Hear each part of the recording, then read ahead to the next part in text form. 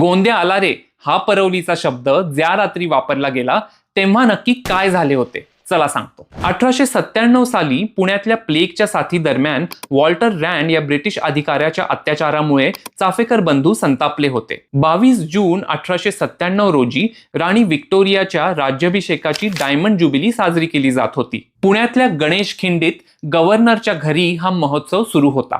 गणेश खिंडीत सर्वत्र रोषणाई करण्यात आली होती.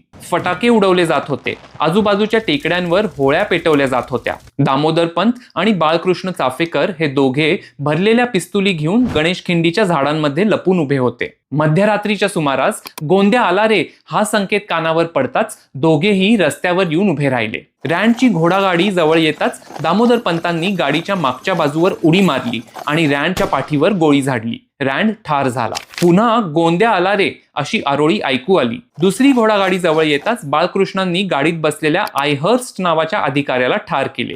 या घटनेमुळे ब्रिटिश सरकार पार हादरून गेले होते.